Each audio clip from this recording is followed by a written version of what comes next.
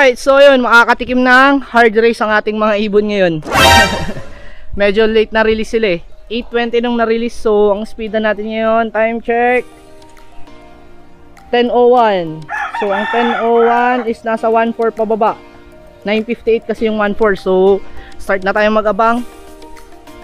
So ayan, under renovation yung stock bird loft natin. Ngayon lang may oras eh, kaya under renovation siya, pinapipinturahan natin para maintenance.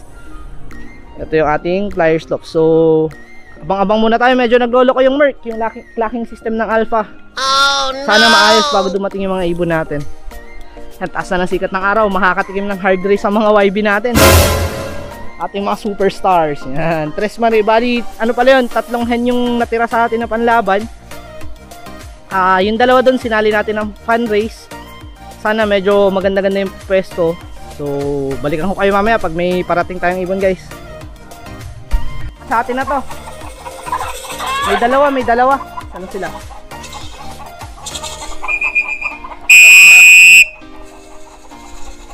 Ang init. Ayun. Palayo eh. Baka hindi sa atin yan. Nasa ano pa bang speed ngayon? Ang speed na natin, guys, is nasa 1-2 na lang pababa. Oh, ayun, may isang ibon. Di natin alam kanino yun. Ito, may isa po. Dalawa sila eh. Kanino kaya yun? Mukhang Blue bar, no? Wala, hindi atin yun. Kasi kung sa atin yun, pumasok na yun. Kala ko sa atin eh. Abang-abang muna ulit tayo. Nasa time check nasa 10:15 na. So 1-2 pababa na yung speedan natin. Tama ba? 1-2 pababa. Oo, 1-2 pababa na yung speedan natin.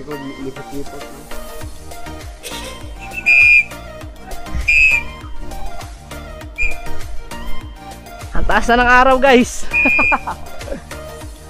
Kaya sila napadpad. Ha? Kay Tol Gigi na naman ba yun? Oo nga pala, congrats sa'yo Tol Gigi. Second place, YB category, Fun Race 1. Galing. Congratulations, Tol. Wala pa, balik ulit tayo mamaya. So, ayun. Wala pa ibon natin. Ang speed na lang natin is nasa 1,000 plus na lang kung hindi ako nagkakamali. Time check. Ayan, 10:29. Kita ba? Yata 10:29, 10:30 na. Ang speed na lang natin sa 10:30 is 1,000 plus na lang. Wala pa rin yung mga ibon natin. Pero okay lang yan. Importante umuwi sila. Fun race pa lang naman to. Abangan pa rin natin.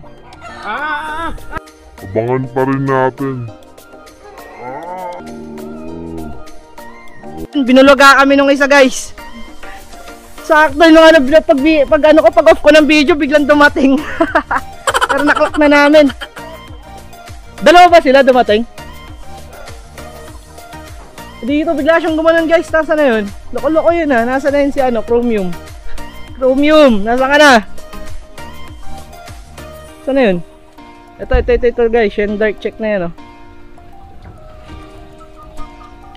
Yan, yung dark check na yan. Hindi man lang hiningal si Loco. Hindi siya hiningal, guys.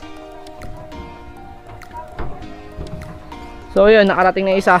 Abang pa tayo, may isa pa tayo hinihintay, tsaka isang naka-training. Talagang medyo mabagal yun, yung isang training lang.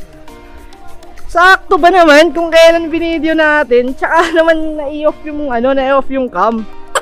Nagsasalita po biglang dumapo. Right, di bali at least may isa na tayo. 1,044 yung speed, nasa 1,000 pa naman. Sana yung isa parating na rin, si Titanium. Siya yung mabilis natin dati, nagkasakit kasi yun, guys. Na hindi ko maintindihan kung ano yung nangyari, pero biglang pumapayat. Under recovery pa rin siguro siya, kaya medyo mabagal pa rin hanggang ngayon. Pero baka nandito na rin yun, on the way na rin yun.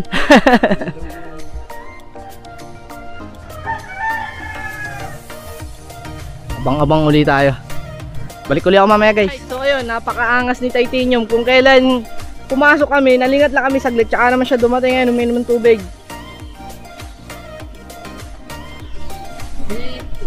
Klak ko lang guys. Wait lang. Ha? P. Papa na papa. Oo nga, tapos Double H. H. So ayun guys, 800 na lang yung speed. Ano itong maliliit na ano kuya? Dan. Ang bibilis nyo ah. Pero okay lang, at least umuwi sila. Ayan. Ay ka. Umatong ka naman. Sino yun? Lumukod ba ya? Lumukod ba ya? Baka. Ay hindi yan. Yan yung pintura. Nakapakan nila rito. Right. So at least nakauwi sila lahat. Ayos. May isa pa. Yung training na lang natin yung hinihintay natin. Siya na lang yung hinihintay natin dito. So kain muna kami guys. Gutom na kami. See you around.